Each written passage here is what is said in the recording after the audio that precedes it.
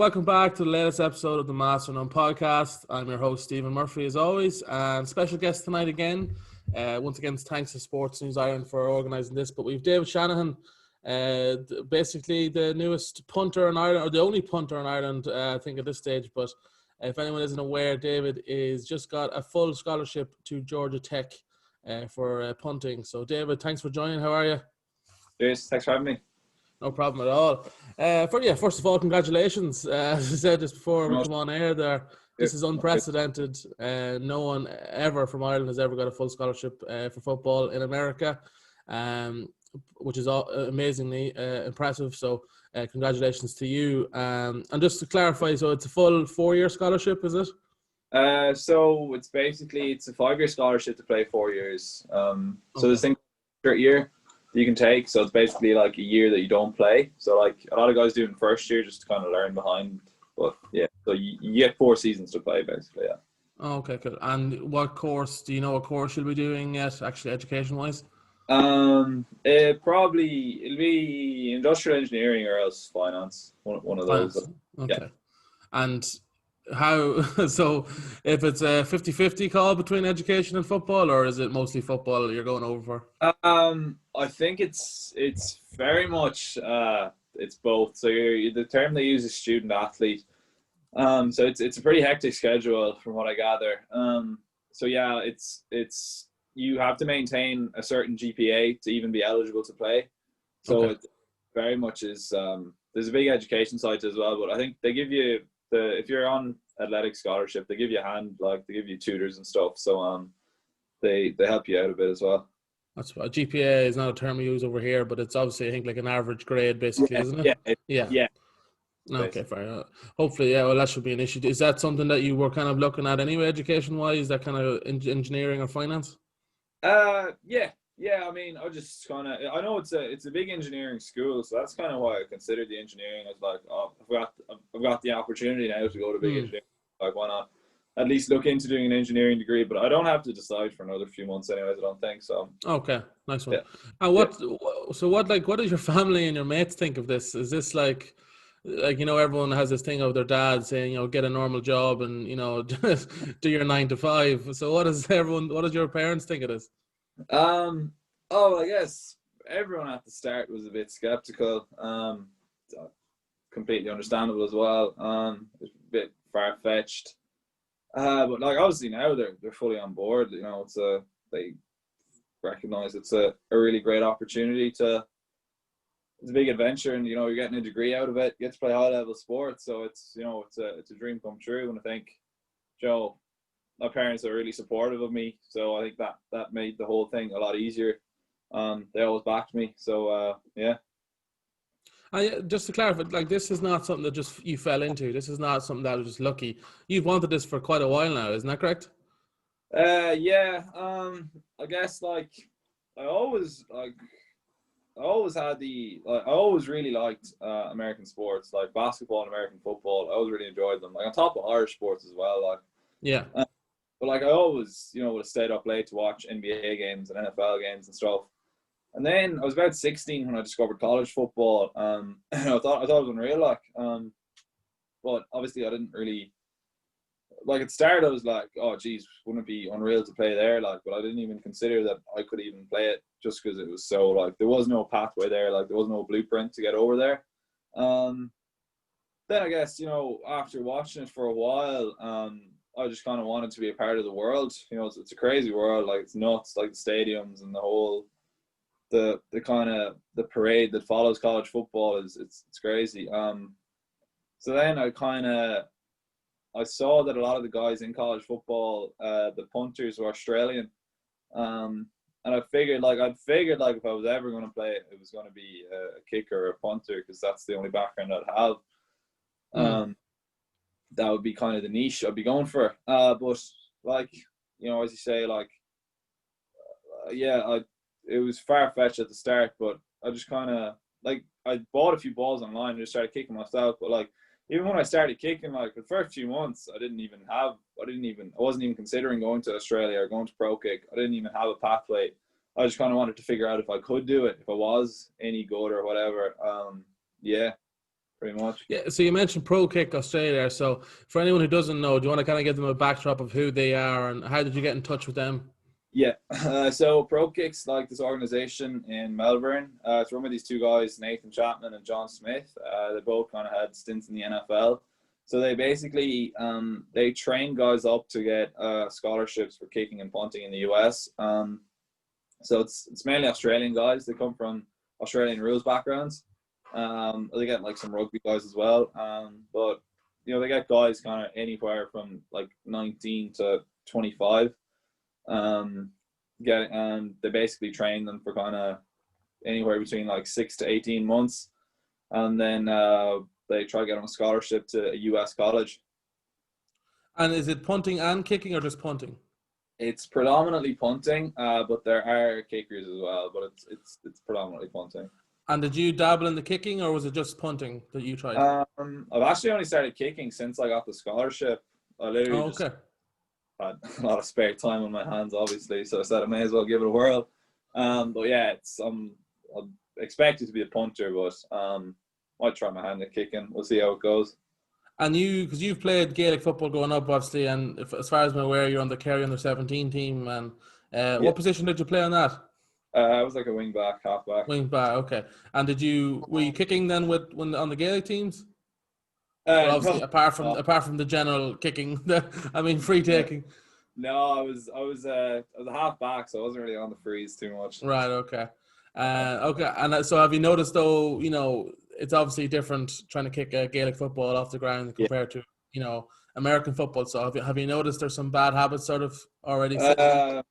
Definitely, when I started punting, I had a lot of bad habits that I kind of took over from Gaelic football. I didn't even realize I had them really until I went to Australia. Because the guy that runs it, Nathan Chapman, so he's kind of like a kicking guru, I suppose you'd call him. So he played in the AFL for like 8 years or something, and then he played with the Green Bay Packers in the NFL. So he's got a real sporting pedigree background. As a punter? Yeah. Oh wow, okay. So he's real like technique oriented. So like I remember my first session with him, like he just kind of pointed out everything I was doing wrong. And they're basically all just tendencies I had from Gaelic football. Like I used to bring my leg across my body a lot, which obviously isn't ideal. I used to handle the ball a little bit too much, because when you catch in a game, you only have 1.2 seconds to kick it. So really, you've got to make everything as efficient as you can. So when I was catching it, I was kind of bringing it down, kind of similar to Gaelic football. I think like your instinct is you catch it and you protect it. So that's kind of what I was doing a little bit. So that was kind of slowing me down a little bit.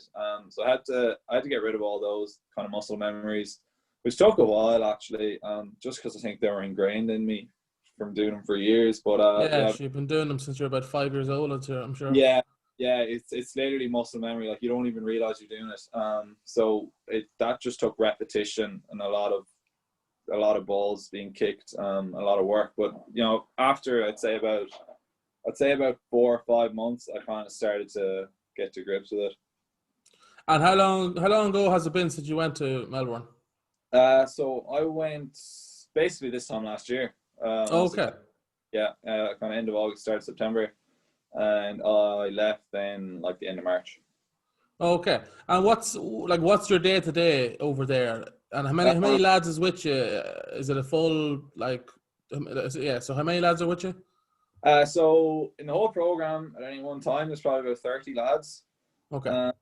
And they're all, so like it's a good mix. Like some guys are like Melbourne locals, and then like a lot of guys have moved from like Sydney or Perth or Canberra or whatever. So I live in Kerry. In Kerry, yeah. I lived in a house with 5 other lads, and they'd all moved from around Australia. That was great crack. Got on really well with them. It's basically just kind of, so basically like a week probably consisted of, so we had 4 gym sessions a week in the mornings. They were at like 5 a.m. So they were 5 a.m. to 7:30. Yeah, that was pretty rough. So they're like about 5 a.m. to 7:30. And then we had about 4 field sessions a week, which were, they were usually in the evening time. So maybe like 4 to 7 or so. But they varied as well with pitch times and stuff. But it was usually about 4 gym sessions, 4 kicking sessions, and then we used to have like 3 field sessions as well. It was like conditioning, so like running and stuff. So it was pretty busy and stuff. And then like in between, you'd be doing your own stuff as well, like going for a kick yourself. Okay. Yeah. And is there much downtime? Are they very strict? You know, because you're a young lad in Melbourne. Yeah. No, yeah, we plenty of downtime. Yeah, like got to see all of Melbourne and stuff. Yeah, we plenty of fun, we plenty of spare time. They weren't strict on us at all. It was more kind of like you can do what you want as long as you're fresh when you're training, as long as you kind of show up when you need to. Obviously, if you're not performing, then they're going to look at you and ask, "What are you doing?" Like, but if you perform, they're not too strict at all. Yeah, I'm sure you're the nights before the 5 a.m. gym start, you're not going to be out in the town. Nah, yeah. Give that night a skip. Yeah. And so, like, obviously, to the average NFL fan or even some of the more seasoned lads, punting can be very easily mixed up for just kicking a ball. So obviously, there's way more nuances to that. Was it a steep learning curve when it came to that sort of stuff? I guess like when I started punting, like just by myself in the field in Castle Island, I thought exactly that. I thought it was just kicking a ball. But then the more I looked into it, the more I realized how like much of a technique oriented skill it is, and how much like direction and hang time matter as well. It's not just distance. So I guess like punting, you can kind of divide it up into 3. It's like direction, distance, and hang time. So hang time is how long the ball is in the air, and then obviously direction is where you kick it, and then distance is obviously self-explanatory. But it all kind of comes into it. So yeah, like it's really only when you start practicing, because the key when you're punting is to hit a spiral. Basically, spiral is like when the ball spins, and if you get it to spin properly, it'll go a lot higher and a lot further than it would if you just kicked it as hard as you could normally, like you get a football. But it's really precise. Like the sweet spot in American football, like the spot you want to hit with your laces, it's only about like an inch wide. So it's real precise art. It comes down to like how you drop the ball and like the way you take your steps. So it's really precise. Took a lot of like kind of video analysis for me just to kind of break down my own technique and kind of watching how the NFL guys did it and stuff. Yeah, exactly. Because you see it on TV, but you don't see the height of it really, because obviously the cameras don't catch it. And yeah, but I've seen them. I got loads in preparation for this. I watched a couple of clips of some actually the ProKick stuff, and the spins that some of these lads are putting on the ball and the height. I'd say it's an absolute nightmare to catch. You know what I mean? I'd say it'd be a few broken fingers, because like when you think about it, like people look at like NFL and they say, like an average NFL, like a good NFL punter will average 45 yards a kick. But what you don't see is he's kicking 15 yards behind the line of scrimmage. So that ball is actually going 60 yards. So people forget to take that into account. Like, people say, 45 yards, I can kick that. But it's actually going 60 yards, and like he's actually got to kick it with about like 5 seconds of hang if you want to play in the NFL. So it's so there's metrics for that and everything. Yeah. Oh wow, okay. And when you're over here in Melbourne, then are colleges checking in? Like, when do you actually start hearing buzz about colleges kind of checking people out? So like when ProKick started about 12 years ago, and like it used to be the kind of case where Johnny and Chap were the coach in ProKick. They used to call the colleges, but now they've had so many guys go over and perform really well. It's gotten to the stage where like the colleges are calling them. So basically, colleges will call them and they'll basically say, like we want a guy for whatever, January 2021.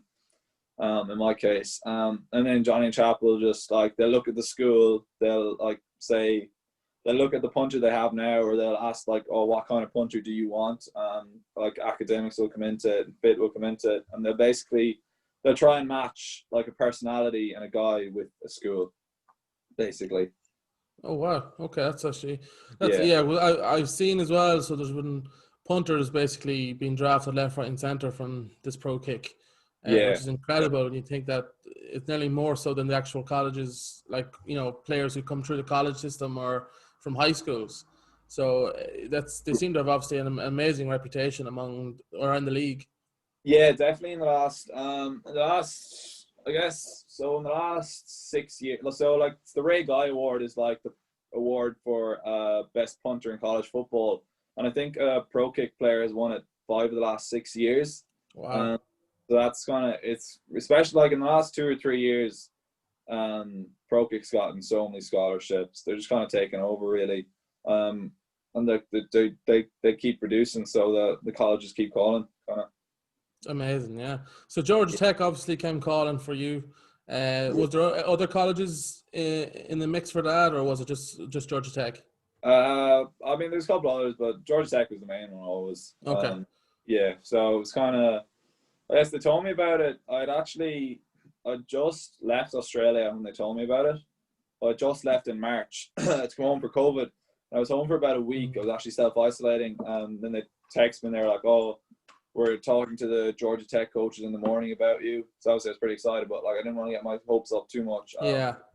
Schools come and go as well. Like it's not always a sure thing. But then they said whatever. They sent my film. So like it's all predicated around the film you have.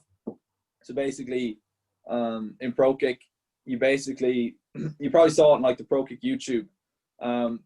It's literally you'll literally take you need three guys, one to throw you the ball, one to film you, and you'll literally try and film like 10 kicks in a row, and that's your film basically. So that's the film they send to the coaches. So basically your film is your currency. So like the better film you have, the easier they'll get a school for you because it'll be easier to sell you kind of. So they'd sent my film to Georgia Tech and Georgia Tech liked it.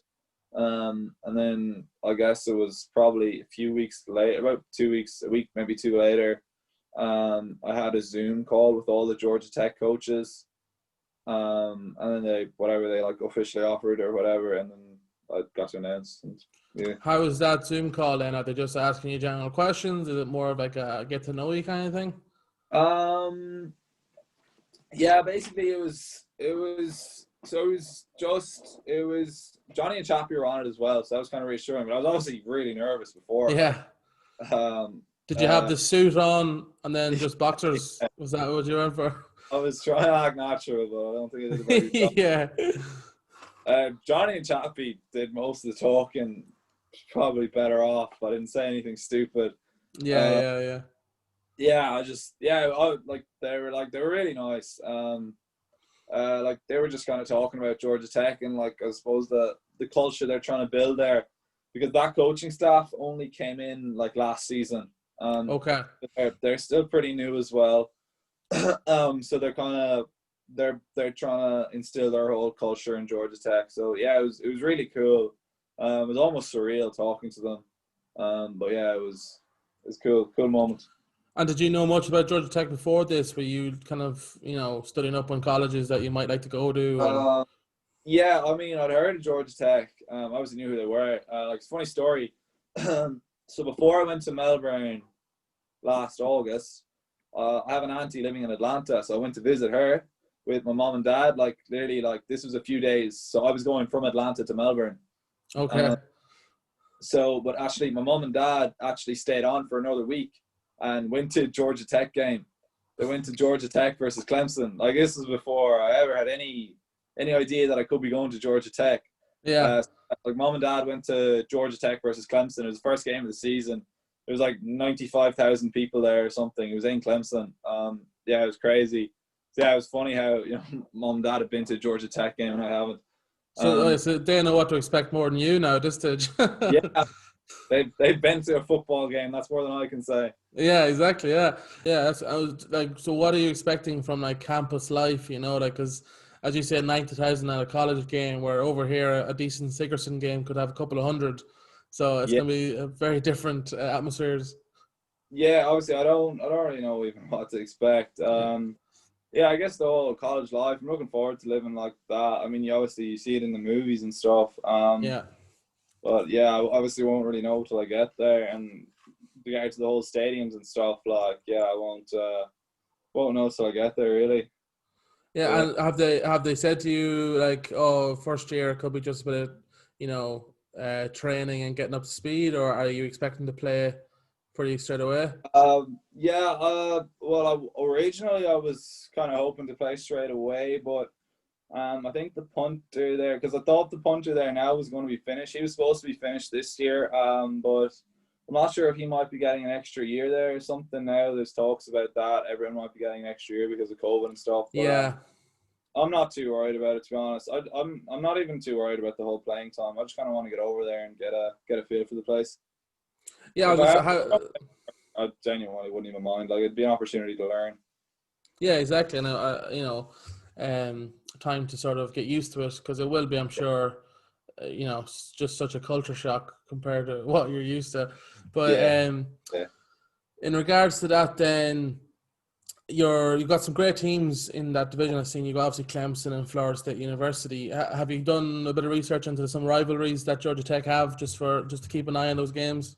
Yeah. I mean, obviously the big rivalry with Georgia Tech is the University of Georgia. I've watched like some of their old games and stuff. It just looks so cool.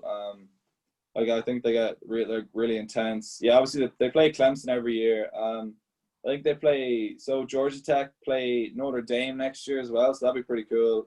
In Notre Dame, so that's obviously real historical. So that'd be pretty cool. Obviously, they play some huge teams. Obviously, Florida State and Clemson, obviously two of the big ones. And UGA and Ole Miss as well, North Carolina. I mean, there's so many like powerhouse college football programs like in that conference as well. So it's really exciting. And obviously, not just playing in front of 90,000 people at a stadium, but these games are televised on ESPN and all these, big networks in America. So great chance, obviously, for your parents to actually watch you play at some stage. But I assume, are you going over on your own, or is there someone going with you? I'm going over my own, yeah. Going over your own, okay. And you're heading over in January, you said? Yeah. Oh, okay, cool. And has COVID really interrupted this much, or was it always supposed to be January? It was always supposed to be January. Hopefully COVID won't interfere too much. I think people have kind of gotten to grips with it now a little bit, hopefully. But yeah, hopefully I'll be all good for January. So yeah. Nice one.